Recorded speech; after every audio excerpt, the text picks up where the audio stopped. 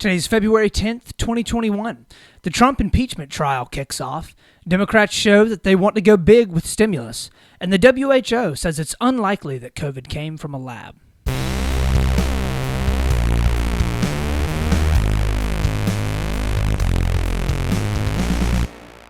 Welcome back, Split the Difference friends and Split the Difference family. We got another fantastic episode for you here today, bright and early on this Wednesday morning. And y'all, I can say with the utmost degree of confidence that this is the best episode that we have done so far. And listen, there's a reason for that, okay? It's because we're looking at the left. We're also looking at the right. And we're finding that sweet truth that lies right there in the middle. If you are new to our podcast, thank you so much for stopping by. We are so happy to have you. Our goal here on this podcast is to do our best to look at the good and the bad on both sides of the aisle and try to parse through all of the division, all of the craziness that's going on in politics here in America and around the world, and try to find a middle ground that we can all stand on, maybe even reach across the aisle and acknowledge the fact that the other side of the aisle, they aren't crazy. They're not terrible people. They just have different views than we do. We want to have our opinions. We want them to be educated, and we want to hold them strongly. So, if that is something that you are interested in, please hop along with us as we jump into our first story of the day, story number 1. So, for our first story of the day, the Trump impeachment trial. Things are heating up in the Senate, okay? The House representative members that are coming in, giving their arguments, okay, as to why the Trump impeachment trial should even kick off, why it should be happening. Trump's lawyers came forward and gave their opening arguments as well. And I'm serious, all the juicy stuff is being laid out here in the very beginning, okay? And I will say, so I watched a lot of these impeachment trials that were happening yesterday. And I have to be honest, the Democrats have a pretty solid argument, okay? They opened up right off the bat with a video that basically details the entirety of the timeline for January 6th, okay? Starting with Trump's speech and ending with, all of the stuff that was happening at Capitol Hill, the rioters coming in and looting and breaking things and horrible stuff happening. They show a timeline of Donald Trump's tweets, what happened subsequently after Donald Trump tweeted those things. And it was not looking great for the Trump team. They also set up the arguments as to why this trial should even be going forward in the Senate. They pretty much made the argument that, of course, there's precedent for being able to hold the trial in the Senate after Donald Trump has already left office. Basically, the argument is you can't just say that people can't be impeached in the Senate and convicted in the Senate or have a trial in the Senate after they've left office, because that would basically allow elected officials to be able to come forward, do whatever it is that they want to do, and then just before the trial kicked off in the Senate, they could just resign and be totally free of any type of punishment, right? Doesn't make a ton of sense. I'm going to have to side with the Democrats on this one. But Democrats have a solid argument heading into it. It is pretty interesting to see how everything is starting to line up and shape out here as the impeachment proceedings are starting. So before we get into kind of what all is exactly happening, let's go ahead and hop in real quick. This is ABC News reporting on this a day or so ago about the impeachment trial that's kicking off. And former President Trump, after telling his supporters to, quote, fight like hell, his lawyers tonight now saying he only used the word fight a handful of times and didn't mean it literally, calling all of this political theater. Rachel Scott up on the Hill tonight. On the eve of Donald Trump's second impeachment trial, Democrats are sifting through video like these. Donald Trump is still our president. Preparing to use them to make their case. The former president is singularly responsible for the violence at the Capitol. In this video shot by New Yorker reporter Luke Mogelson, this group makes it clear who they believe sent them. There's a million of us out there, and we are listening to Trump. You're the boss. The goal, to force senators, now jurors, to relive the chaos they witnessed on January 6th. Democrats argue Trump spent months laying the groundwork for the insurrection and that the rioters were spurred on by his words that day. And if you don't fight like hell, you're not going to have a country anymore. All right, so that last little clip, Donald Trump standing up on that stage and saying, if we don't fight like hell, we're not going to have a country anymore. So the left is coming at this from the simple stance that Trump has been laying the groundwork for this. He's been putting in the time and the energy to be able to stir up strife and discord over the past couple of months leading up to January 6th, and he was purposefully using speech that would stir up a whole bunch of discord, right? And they're playing videos of him using the word fight multiple times in his speech on January 6th, and they're saying that this was purposefully spoken within the context of heightened emotions in order to be able to sow discord, okay? So Trump's defense is arguing a couple things that we outlined last week. Number one, that this shouldn't even be a trial, that the Senate does not have the jurisdiction to actually hold a trial right now, which I think is just total bunk. But the main thing is that Donald Trump was protected under the First Amendment to be able to say the things that he said, and that Democrats are using all of this as basically like a huge partisan cudgel to whack Trump and Trump supporters over the head with because they're taking out of context the things that he said. Specifically, the idea is basically that Trump was using the word fight, right, when he says we've got to go and fight, as emphatic language in order to communicate the severity and the seriousness of the message that he was sending, not a direct call for action, okay? For example, when a coach is standing in front of his football team and he's looking out at all of the guys sitting there with their helmets off at halftime, covered in dirt and grease, and they're sweating, and he looks at him and he says, guys, we're going to have to fight if we think that we're ever going to win this game, okay? The coach is obviously not saying, and he thinks that the players should go out onto the field and get into literal physical altercations with the other team in order to be the victors in that day's football game. He's just letting his team know that they will have to work very, very hard in order to be able to do it. There are plenty of instances where emphatic language is used and it is not a direct call for violence, okay? The rioters, according to the Trump team, interpreting that language as a direct call to fight and attack the Capitol is on them and not on Trump, because Trump never directly said that they should insurrect the Capitol. That's pretty much the argument that the Trump team is starting to put together. The problem is, with that argument and with that line of thinking, is all of the videos of people saying that they were there under direct orders from Trump, okay? The vast majority of the people that were there really believe that they had been told by Trump to go and fight for the country in order to be able to save the democracy, okay? And when things, devolved into violence, you kind of have to place the blame somewhere. And when you're looking around for someone to blame, and Donald Trump was standing up just an hour before all of the Capitol buildings were insurrected, or the Capitol building, the dome itself, was insurrected. When Donald Trump is standing up there saying, we need to fight, within context, it sounds like a direct call for action, right? When Donald Trump is saying over and over and over again that, you have to fight for your country, when he's using this incredibly emphatic language, it doesn't seem like there's a lot of ambiguity to his message, right?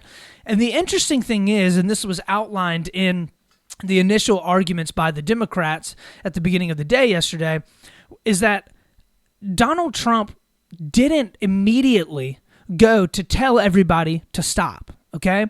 He waited, I think, about 2 or 3 hours after all of the riots started at the Capitol to tweet out a video. And in this video, he basically reassured the rioters that what they were fighting for was totally legitimate, okay? But he said to just go home and go away peacefully, okay? He never at once, said that what they were doing was wrong, that they should never have even imagined going and doing something like this, that they should stop immediately, right? Like, it was just him saying, listen, we were robbed, okay?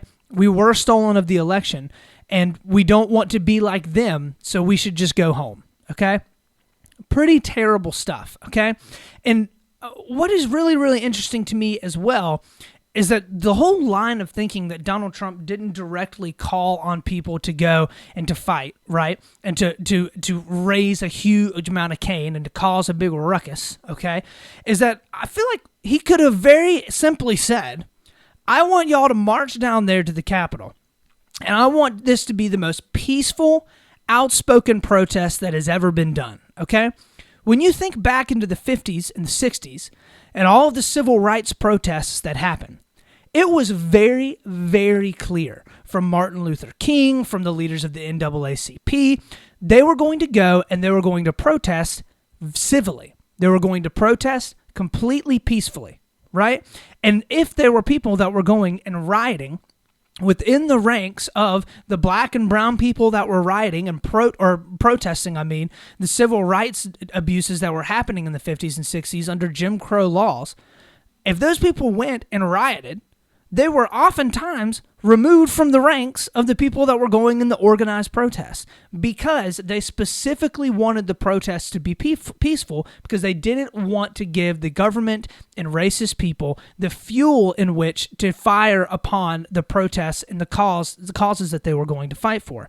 If your cause is just, you can protest peacefully and get your point across well, right?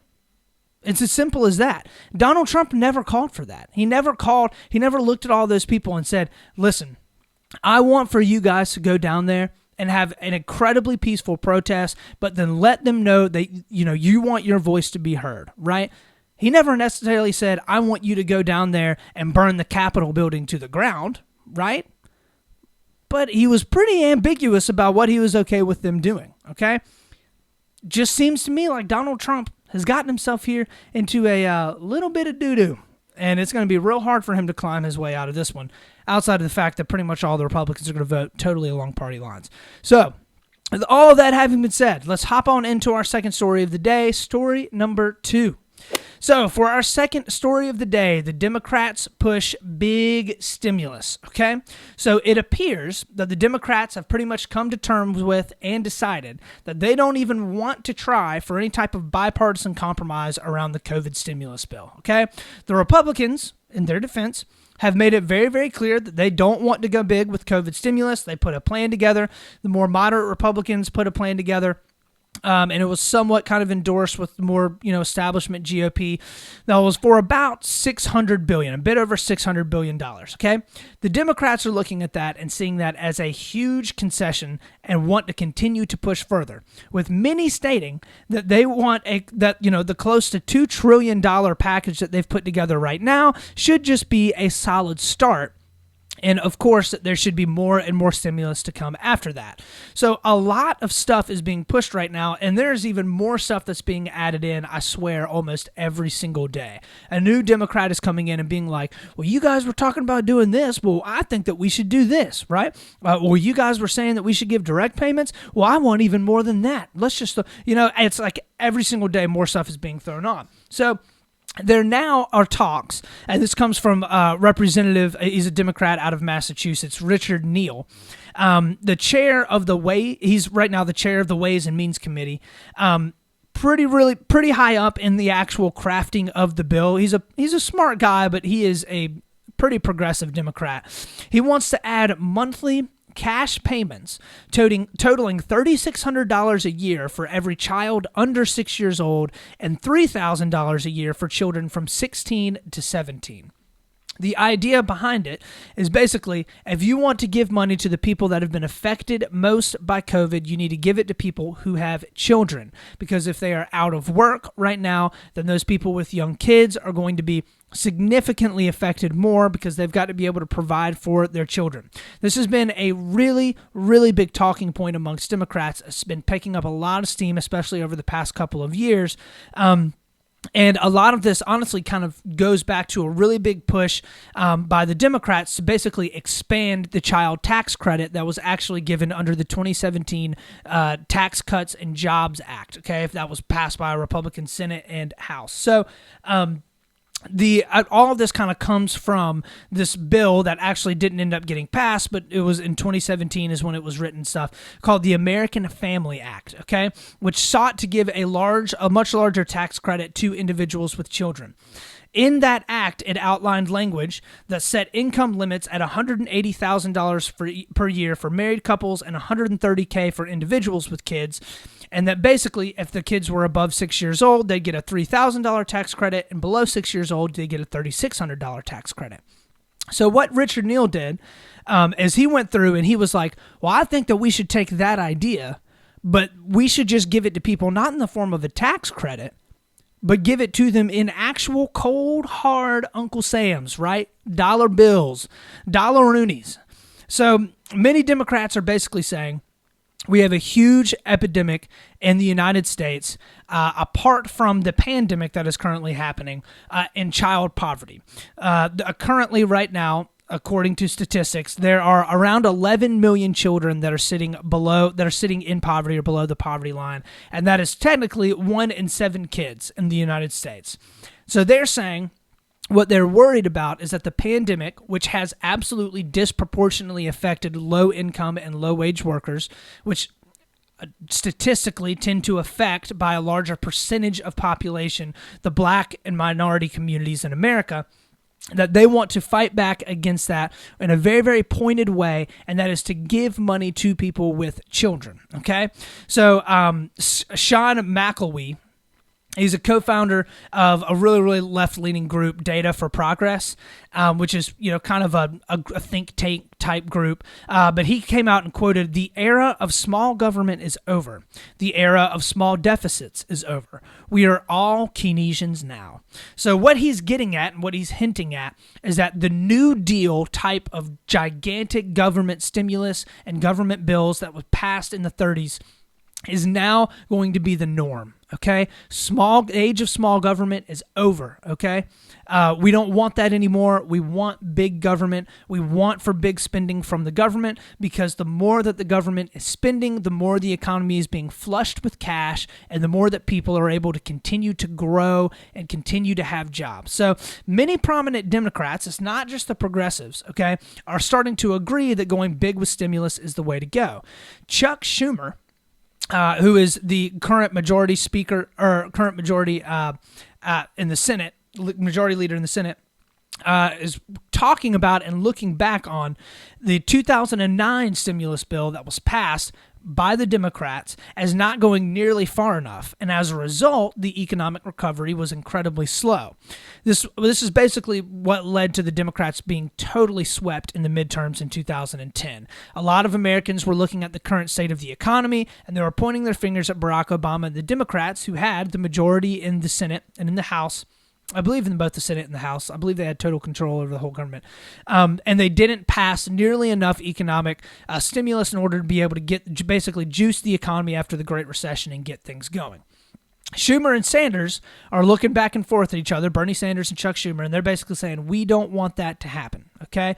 We don't want for there to be a slow recovery right now. We need to get on the horse, and we need to get it done quick, because a lot of Biden's legacy and our legacy will be tied to the economic recovery that can happen after this pandemic. So for much of the 80s and 90s, if we think back, we've talked about this a good bit over the past couple of weeks, especially around like Reaganomics, right, and more laissez-faire type of economic policy.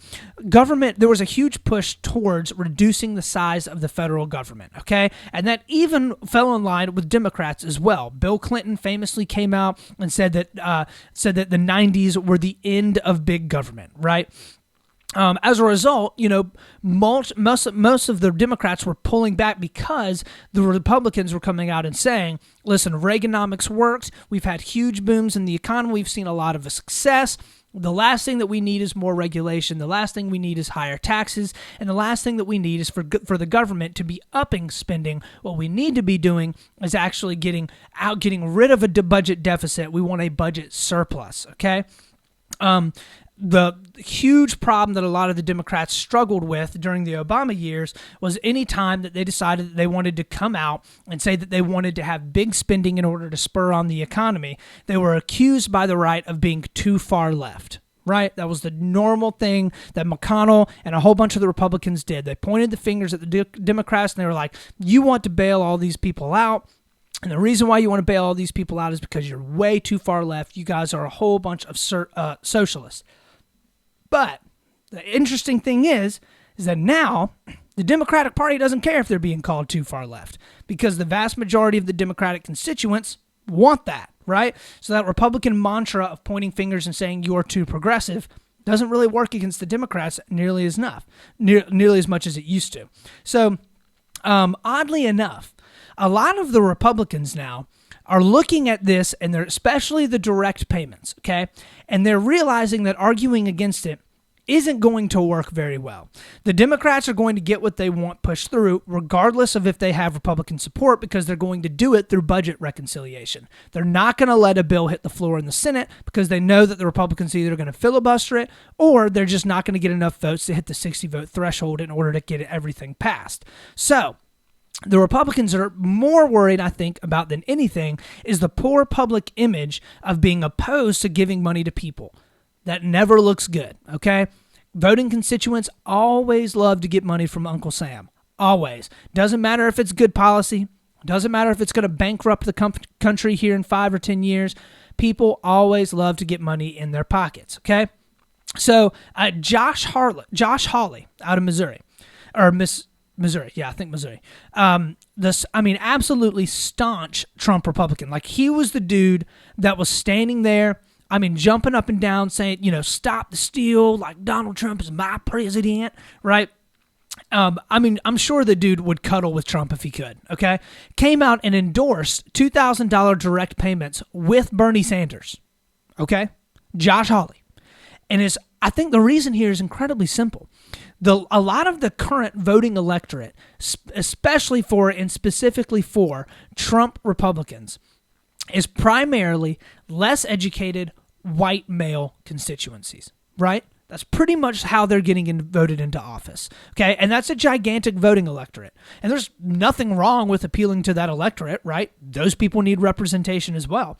But whereas the Democrats are pushing much more towards like the well-educated, the higher-educated, white suburban women and men that are pretty much fleeing from the Republican Party.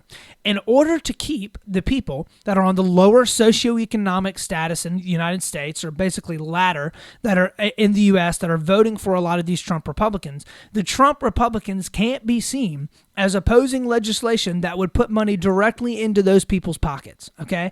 So far, over the past couple months, there have been a lot of Republicans that have opposed legislation that would be paying for and helping get a lot of their constituents pushed by, and their argument is because, of course, that it's fiscally irresponsible, which is totally fair, okay? So there's a couple things here. The Democrats argue that now is the time to give big stimulus because borrowing is cheaper than ever. That is somewhat legitimate, okay? Interest rates are lower than they literally have ever been. I don't see how they could possibly get any lower. And all of the spending that the government is doing right now, it's not like they're going in to their gigantic BB&T account, or they're not BB&T anymore, they're Truist now, or Bank of America, right? They don't have a gigantic account. They're going and just pulling this money out of savings, right? Oh, I was saving this for a rainy day, and that rainy day came, right? That's not what's happening. They're borrowing that money based upon future taxes that will come in.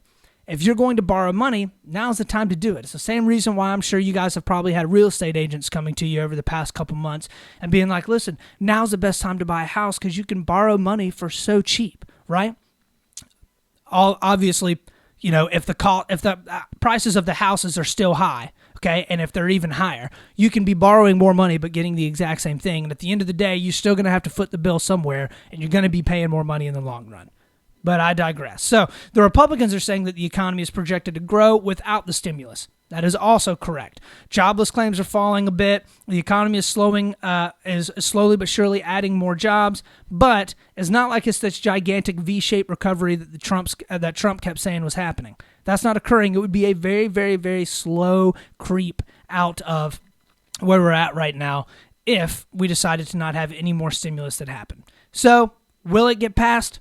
Absolutely. Will it be big? More than likely. Is pretty much everybody going to start getting direct payments? Also probably very likely. So they want to be able to get that COVID stimulus bill out, and they want it to be huge because they want to be able to have the credit for it. The Democrats, I think, are going to go very, very big on this one. So with all that having been said, that is the end of our second story of the day. Let's hop in real quickly and cover our last story, our third story, story number 3. So for our third story of the day, the World Health Organization comes out and says that COVID didn't come from a lab. So the WHO went to China. They went to Wuhan, and they did a report. They did some studies. They asked around, talked to some people. Hey, where did this coronavirus come from? And they decided it didn't come from a lab. It likely came from an animal, right? Kind of what we thought in the very beginning. probably came from a bat, which then transferred it to another animal, which then likely would have transferred it into humans, probably at one of those gigantic, dirty, open-air markets that China is so famous for, okay?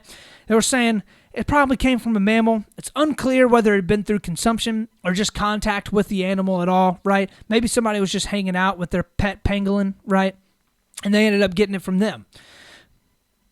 I don't know. The WHO wasn't super clear on it. What they did know, though, is that they did an incredibly conclusive study that involved 17 World Health Organization officials alongside 17 Chinese officials that concluded that China was not at fault. In their report, they said, I think our focus needs to shift to those supply chains, to the markets, to supply chains from outside of China even. So the idea is the same World Health Organization that came out and said that COVID wasn't anything to worry about last January, that it was just a small outbreak that China had under control, and within the last month updated all of their specifications and recommendations about how to count a positive COVID test, which would directly decrease the number of positive tests that happen and come from the positive coronavirus results that come from it, are now looking at us and saying, we want you guys to believe that China did not have any nefarious part to play in coronavirus getting spread to the world. I'm sorry. I don't have enough faith. I just cannot believe that China had nothing to do with this getting spread around. I just can't. Call me a conspiracy theorist. I don't think it's too far of a jump to believe that China constructed something that ended up being pretty nefarious, okay? I just don't trust anything that the World Health Organization has to say now, right? And the fact that they went and they researched all this alongside Chinese scientists, come on now. Come on. So what I'm asking is, why is the whole world looking at this and not acknowledging the fact that it is absolute bunk, right? Like crazy sauce. Why in the world is nobody holding anybody accountable for this? Why in the world are there not independent investigations going into China and doing actual investigations into what went on and what happened at ground zero? And the answer is China, of course, does not want you to do that. They don't want you to see what's going on the inside because a lot of what China's doing is probably horrible. So I don't understand why we, as an entire world, can't just come together and be like, yeah, this is total malarkey. We should probably start having some very, very serious conversations with China because they are without a doubt probably one of the largest threats to the entirety of the world security at this point in time. It's just like everybody's looking around and like that meme with the dog that's like just sitting around holding a cup of coffee and the entire room is burning around him. And he's like, I'm fine. It's fine. Everything's fine. We're fine. You're fine. Yeah, come on. At some point, leaders of the world got to get together and just be like, yeah, I'm not buying it. World Health Organization, are you even a thing anymore? Like, why do we have you? You're just producing a whole bunch of nonsense, okay? We have to do something about China. Things have to be done about this because if we don't, things like this are going to continue to happen, right? If you get the chance, go and look up that World Health Organization study because it is actually laughable, okay? So, totally unbelievable stuff, but that's going to end our show for today. That is the end of our third story of the day. Let's hop on in to our last segment. Honestly, probably my new favorite segment that we've created. It's called Bro What? So, in Bro What for this week on Wednesday, we have a great video coming out of the impeachment proceedings and trials themselves. Donald Trump's defense attorney came up, and in the first words that he said, he spoke and said that he was Donald Trump's prosecutor. So let's hop in and take a quick look right now at Bruce Castor coming out and saying something really dumb. My name is Bruce Castor. I am the lead prosecutor, lead counsel for the 45th President of the United States. I was an assistant DA for such a long time, I keep saying prosecutor, but I do understand the difference, Mr. Reskin. He then has to turn and say, I do understand the difference between a prosecutor and a defensor. Come on, man. If you were stepping up and working to defend a president in his second impeachment trial, the last thing that you can do is stand there and say that you are the prosecutor on the case. Not a good look. So that I saw that, and that just made me go, bro, what?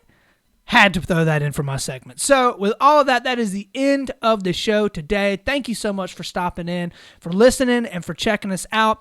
As always, y'all, find me on Instagram at Split the Difference Podcast. Find me on Facebook at Split the Difference. I'm on YouTube at Split the Difference, and of course, my website, splitthedifference.com with 1 T. Go and drop me some likes and subscribe, some 5-star reviews, and also some thumbs up. All of that stuff goes an incredibly long way in helping me to curate the best content for you, which is what I'm in the game for. As always, y'all, we're going to do our best to stay level-headed. Of course, we're going to be reasonable, and always split the difference. This is Austin Taylor.